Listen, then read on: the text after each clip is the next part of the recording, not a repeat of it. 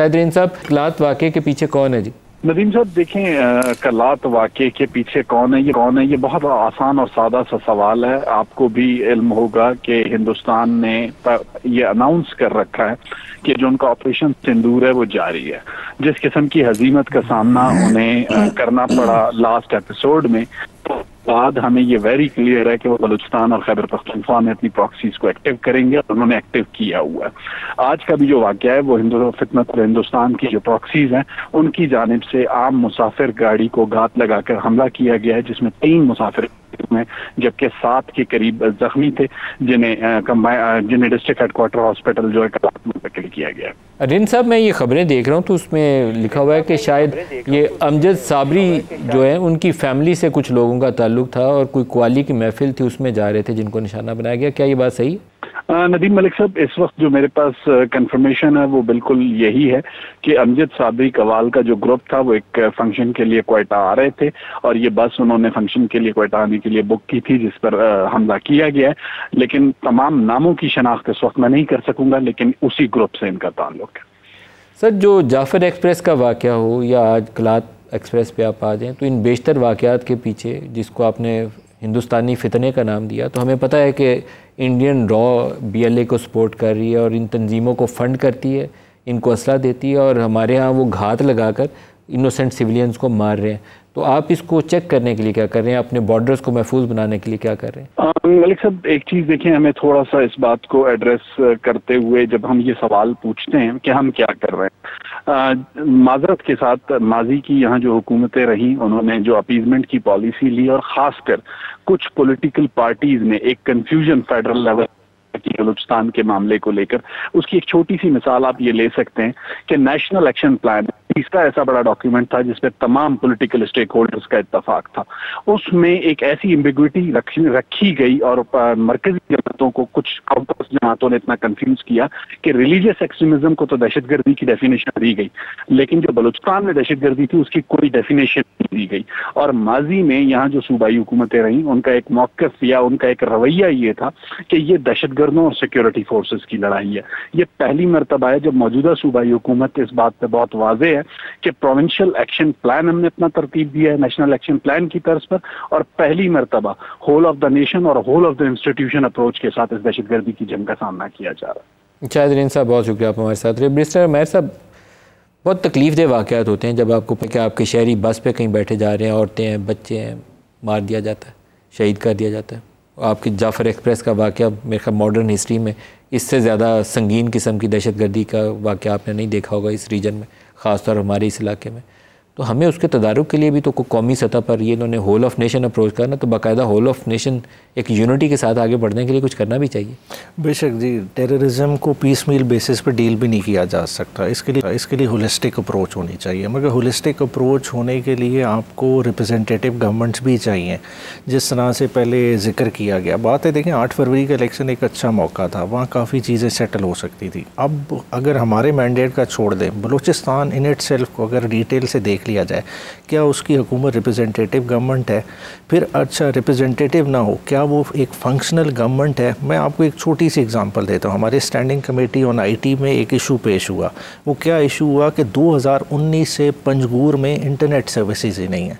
अब पंजगूर क्या है, क्वेटा के साथ नहीं है, कोई बॉर्डरिंग डिस्ट्रिक्ट अफ़गानिस्तान से नहीं है, वो ईरान के साथ उसका बॉर्डर लगता है, कलाट डिवीज़न का हिस्सा है। अब जिस ज़िले में 5.5 साल से इंटरनेट सर्विसेज ना हो, तो महरूमी का अंदाज़ा आप ख़ुद लगा लें कि एक किसी ने इंटेलिजेंस रिपोर्ट दी कि जी सिक्योरिटी रिस्क है, उसके बाद शायद वो भूल गया, उस इशू को दोबारा किसी ने टच नहीं किया। अब इस तरह के गैप्स हैं हमारी पॉलिसी में, इम्प्लीमेंटेशन में, कि हम बलूचिस्तान की सोसाइटी को इंक्लूसिव सोसाइटी नहीं बना रहे।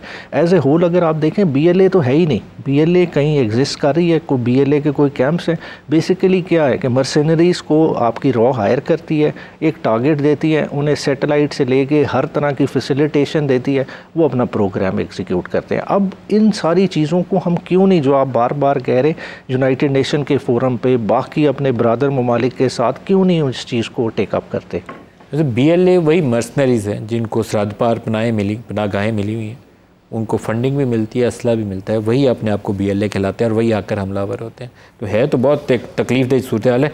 इख्तियार वली साहब, नेशनल लेवल के ऊपर तो ये रिस्पॉन्ड फेडरल गवर्नमेंट को करना चाहिए कि इन मसाइल के लिए आपके पास हिकमत अमली क्या है।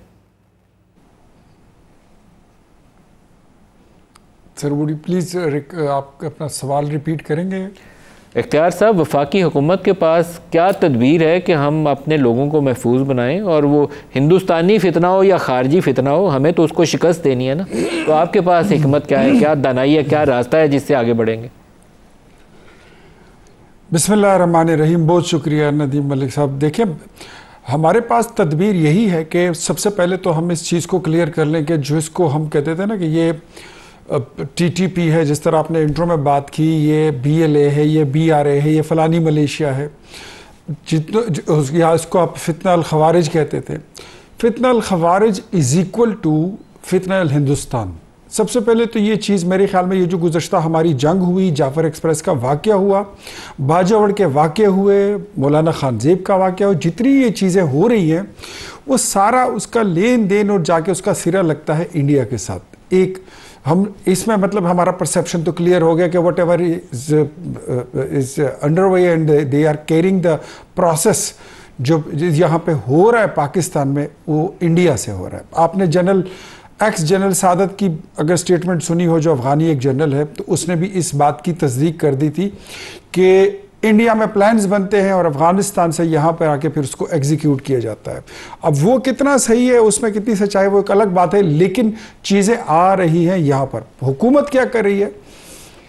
उस दिन मुझसे किसी ने सवाल किया इसी तरह एक लाइव शो में कि यार ऑपरेशन, तो देखिए पाकिस्तान 2007-8 से इस प्रॉक्सी वॉर में है, और ये हमेशा ऐसा ही रहा कि कभी कम हुआ कभी ज़्यादा हुआ। लेकिन इस वक्त फेडरल गवर्नमेंट, हमारी फ़ौज और तमाम जितनी मुक़्तदिर क़ुव्वतें हैं वो, और पॉलिटिकल फोर्सेस, वो इस बात पे क्लियर हैं कि इसमें अब कोई गुंजाइश नहीं रही।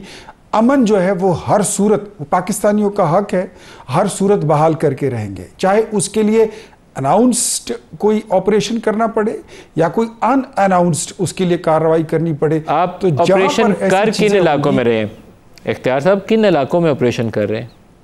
एवरीवे सर, उसके लिए प्रिसाइज किसी जगह का नाम मेरे ख्याल में हम नहीं ले सकते, और ये नहीं लेना चाहिए। थ्रू आउट पाकिस्तान भर में, स्पेशली जो ज़्यादा शोरश है तो वो तो अफ़गानिस्तान में, ये बलूचिस्तान में है, और फिर खैबर पख्तूनख्वा में है। आपने देखा कि बाजौड़ में कितने वाक़यात हुए, इससे पहले वज़ीरिस्तान, बाजौड़ में अभी भी हो रहे हैं। कोई आप मुझे बताएं, आप बाजौड़ में कोई कर रहे हैं, कोई क्लियरेंस वगैरह कर रहे हैं, दहशत गर्दों की सफाई कर रहे हैं बाजौड़ में? बताइए, कुछ कर रहे हैं आपके? नहीं कर रहे? पूरा भरा हुआ, आप देखें सारी खबरों से ढेर लगा हुआ। एवरीवेयर हम जहाँ पर कोई भी ये हमारी जो सिक्योरिटी फोर्सेस हैं, जहाँ पर ज़रूरत है, जहाँ पर इंफॉर्मेशन है कि वहाँ पर कोई चीज़ें हैं जो ऐसी हरकत है कि वो पाकिस्तान के ख़िलाफ़ अपनी जो वो बदसूरत शक्ल है वो दिखा रहे हैं, तो वहाँ पर ऑपरेशन आप कह लें या एक्टिविटीज़ कह लें या कार्रवाई कह लें। लेकिन एक सवाल है मेरा